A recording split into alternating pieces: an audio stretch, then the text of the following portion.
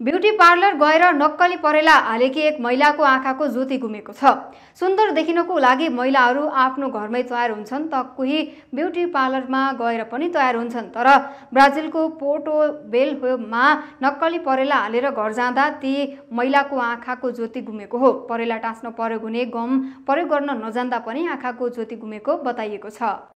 Hello everyone, यो video चाहिँ सम्पूर्ण ब्युटिसियन दिदीबहिनीहरूको लागि साथै ब्युटी पार्लरको क्लाइन्टहरूको लागि जो चाहिँ आइल्यास एक्सटेन्सन गर्नु जानु हुँदैछ र हजुरहरू चाहिँ सोच्नु हुँदैछ आइल्यास एक्सटेन्सन गर्नु उहाँहरूको लागि साथै गरिरहनु भएको क्लाइन्टहरूको लागि पनि हो। यो भिडियो चाहिँ योभन्दा अगाडिको भिडियोमा यो जुन अगाडिको भिडियोमा हेरिहाल्नुभयो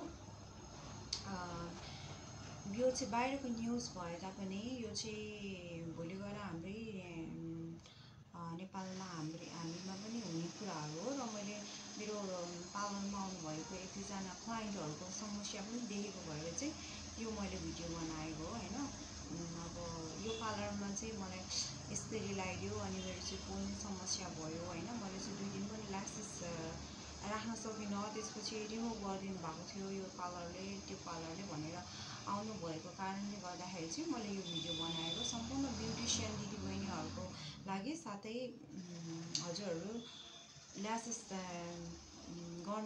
गरिरहनु भएको या गर्नु अब चाहनु हुँदैछ सोच्नु हुँदैछ ल्यास एक्सटेन्सन गर्नुको लागि उहाँहरू क्लाइन्टहरूको लागि हो। सर्वप्रथम चाहिँ म के भन्न चाहन्छु भनेदेखि ल्यास एक्सटेन्सन चाहिँ मेडिकली टोटली जान्छ है। मेडिकली बेसिकली मेडिकली जाने भएको कारणले गर्दाखेरि चाहिँ ब्युटिसियन दिदीबहिनीहरूले चाहिँ के जान्नु पर्यो भनेदेखि ल्यास एक्सटेन्सन गर्नुभन्दा अगाडि चाहिँ ग्लूको क्वालिटी, ल्यासेसको क्वालिटी र क्लाइन्टको आइज हिस्टोरी जान्नु एकदमै जरुरी छ। जबसम्म हजुरहरूले चाहिँ क्लाइन्टको आइजको हिस्टोरी जान्नु भएको छैन भने मेडिकली हिस्टोरी जान्नुपर्ने एकदमै आवश्यक हुन्छ। जस्तै कि क्लाइन्टको आँखा एलर्जी हुन्छ कि हुँदैन हैन, क्लाइन्टको आँखा चाहिँ सेन्सिटिभ छ कि छैन, उनीहरूको केही आँखामा समस्याहरू त्यस्तो छ कि छैन, त्यो चाहिँ जान्नुपर्ने एकदमै आवश्यक हुन्छ। र हजुरहरूले चाहिँ आइल्यास एक्सटेन्सन गर्नुभन्दा अगाडि चाहिँ हजुरहरूले सोध्नुपर्ने हुन्छ कि हजुरले कहिले आइल्यास एक्सटेन्सन गर्नुभएको छ कि छैन। आइल्यास एक्सटेन्सन गर्नुभएको छ भने हजुरहरूलाई त्यसरी चिलाउने, इचिङ हुने या पोल्ने त्यस्तो समस्या भएको छ कि छैन भनेर चाहिँ हजुरहरूले चाहिँ पहिला सोध्ने। कतिपय क्लाइन्टहरूले चाहिँ अब छ भन्ने हुन्छ र कतिपय क्लाइन्टहरू चाहिँ नयाँ हुनुहुन्छ, उहाँहरूलाई चाहिँ थाहा छैन भने चाहिँ जस्तै कि जहिले पनि सोध्नुपर्ने चाहिँ के हुन्छ भने हजुरको आँखाको प्रब्लम छ कि छैन। जस्तै अब आँखाको प्रब्लम भन्नाले हैन, कसैको अब आँखा चिलाउने एलर्जी हुन्छ भने कसैको चाहिँ अब ग्लास युज गरेको हुन्छ हैन। अब त्यस्तो हिस्टोरीहरू चाहिँ सोध्नुपर्ने हुन्छ है हजुरहरूले ब्युटिसियन दिदीबहिनीहरूले चाहिँ। यदि क्लाइन्टको आँखाको प्रब्लम छ भने चाहिँ हजुरहरूले चाहिँ सेन्सिटिभ ग्लू चुज गर्नुपर्ने हुन्छ। त्यो चाहिँ सेन्सिटिभ आइजको लागि पाउने हुन्छ। यदि हजुरहरूसँग सेन्सिटिभ ग्लू छैन भने ल्यास एक्सटेन्सनको लागि 2-4 वर्षको लागि चाहिँ हैन लोभ गरेर चाहिँ ल्यास एक्सटेन्सन चाहिँ नगरिदिनु हैन। भोलि गएर त्यो चाहिँ क्लाइन्टको आँखामा पनि इन्फेक्सन र प्रब्लम हुन्छ र हजुरहरूको इमेज पनि जान्छ है।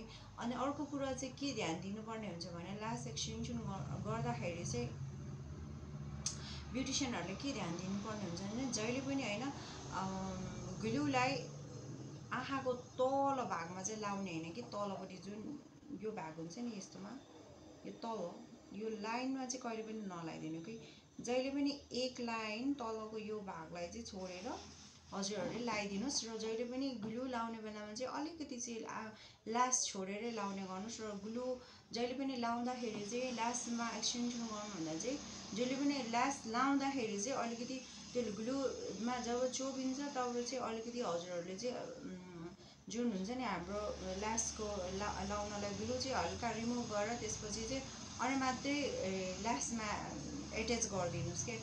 जब ग्लू ओभर हुन्छ अनि जब ग्लू ओभर भइसकेपछि चाहिँ यो एरियामा किनभने हामी त आँखा चिम्लिन्छ नि त, जब आँखा चिम्लिसकेपछि चाहिँ आई रेटिनालाई छुने हुन्छ के। त्यो भइसकेपछि चाहिँ इमिडिएटली क्लाइन्टको आँखामा समस्याहरू आउने हुन्छ।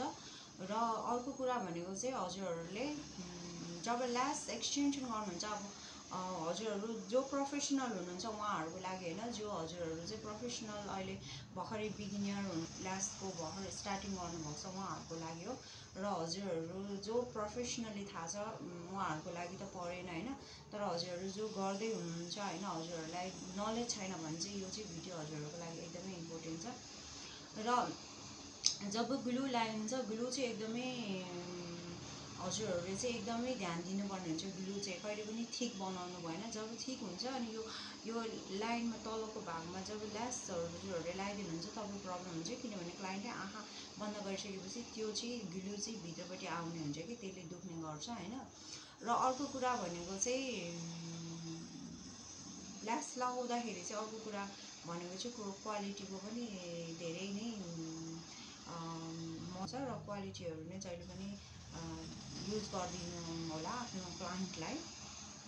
र हजुरहरूले चाहिँ जहिले पनि क्लाइन्टलाई चाहिँ एडभाइस गर्नु, अब कतिपय क्लाइन्टहरूलाई चाहिँ थाहा हुँदैन होइन, थाहा नभइसकिसकेपछि चाहिँ म चाहिँ के भन्छु भने म्याक्सिमम चाहिँ सेन्सिटिभ आइजको लागि नै ग्लु युज गर्नु होला। किनभने चाहिँ सेन्सिटिभ जब आइजको लागि ग्लु युज गर्नुहुन्छ त्यो चाहिँ नर्मल आइजको लागि पनि भयो अनि सेन्सिटिभ आइजको लागि पनि भयो है, त्यो कुराहरू चाहिँ ध्यान दिनु होला। अनि अर्को कुरा भनेको चाहिँ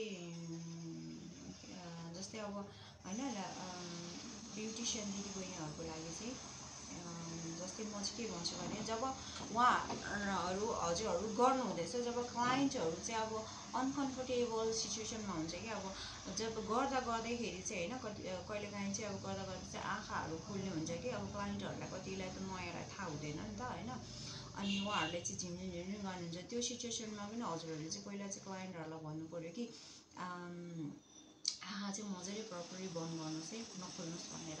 किनकि जब क्लाइन्टले आँखा झिमझिम गरेर खोलिसकिसकेपछि त्यो चाहिँ स्ट्रङ ग्लु हुन्छ, त्यो कारणले गर्दा चाहिँ आँखा अलिकति पोल्ने नै हुन्छ कि पोलिसकिसकेपछि भनेको अनि त्यसपछि क्लाइन्टले आँखा कन्ट्रोल गर्नु सक्दैन होइन, आफ्नो दुखाइलाई कन्ट्रोल गर्नु सक्दैन, त्यो कारणले झन् हेर्ने हुन्छ, झन् त्यो कारणले चाहिँ आँखा रेडनेस हुने होइन, अनि त्यसपछि समस्या आउने आँखामा त्यो चाहिँ हुन्छ है।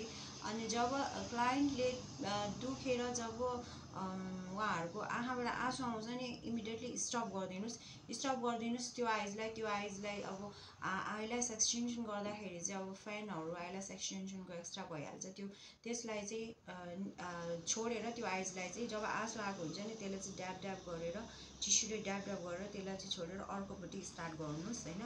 जबकि आँखाबाट आँसु जब आउँछ क्लाइन्टको तब चाहिँ हजुरहरूले त्यही आइजमा रिपिट गर्नुहुन्छ भने चाहिँ हजुरले जतिसुकै कन्ट्रोल गरे पनि ग्लुलाई चाहिँ त्यो आइजले जुन आँसु हुन्छ नि त्यसले चाहिँ छोएर चाहिँ फेरि त्यो वाइट र त्यो ग्लु चाहिँ देखिने हुन्छ। अनि त्यो ग्लु ओभर भइसकेपछि आइल्यास एक्सटेन्सन राम्रो पनि देख्दैन, प्लस फेरि पनि क्लाइन्टको आँखामा चाहिँ समस्या आउने गर्छ है हजुरहरूको लागि चाहिँ यो। र क्लाइन्टहरूलाई पनि म के भन्न चाहन्छु भने अब कतिपय ब्युटिसियनहरूलाई उहाँहरूलाई चाहिँ थाहा हुँदैन कसरी जोड्नु पर्ने हुन्छ र ग्लु चुज गर्नुपर्ने कति ब्युटिसियनहरूलाई थाहा हुँदैन।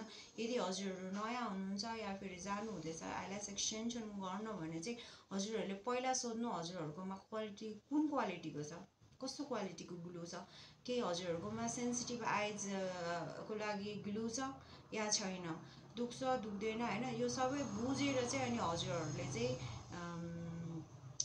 अनि मात्रै रेडी हुनु होला है आइल्यास एक्सटेन्सनको लागि चाहिँ, पछि गएर समस्या नहोस् होइन। आँखा जस्तो कुरा हो सबैलाई इम्पोर्टेन्ट हुन्छ आँखा भन्ने चिज होइन, त्यही भएर ब्युटिसियनको भर नपरिकन हजुरहरूको पनि अलिकति रिस्पोन्सिबिलिटी हुन्छ, त्यो कुराहरूमा चाहिँ हजुरहरूले पनि जानुपर्ने कुराहरू हुन्छ होइन। र कतिपय ब्युटिसियनहरूलाई थाहा हुँदा चाहिँ हजुरहरूलाई चाहिँ नलेज होस् भनेर चाहिँ मैले यो भनेको हो। र जुनै पनि हजुरहरू पार्लरमा जानुहुन्छ त्यो चाहिँ सोध्नुहोस् कि हजुरहरूकोमा सेन्सिटिभ आइजको लागि ग्लु छ, आइल्यास एक्सटेन्सनको लागि कुन ब्रान्डको चलाउनुहुन्छ। र जब आइल्यासहरू चाहिँ हजुरहरूले गर्न आँट्नु हुँदाखेरि चाहिँ हजुरहरूले आफैले आइल्यास देखाइदिनु न भनेर चेक गर्ने आफै सफ्ट छ कि छैन कतिको होइन। हार्ड छ भने चाहिँ आइल्यास चाहिँ नलाउनु भन्छु है म, किनभने हार्ड जब हुन्छ भने चाहिँ त्यो चाहिँ हाम्रो आँखालाई अलिकति इफेक्ट हुन्छ, यदि सफ्ट छ भने चाहिँ लाउनु होला, यो चाहिँ हजुरहरूको लागि क्लाइन्टको लागि। र अरू कुरा त अब यस्तै हो। एनिवेज थ्याङ्क यू है, आफू पनि सतर्क हुनु र अरूलाई पनि सतर्क बनाउनु र ह्याप्पी रहनु। Thank you so much.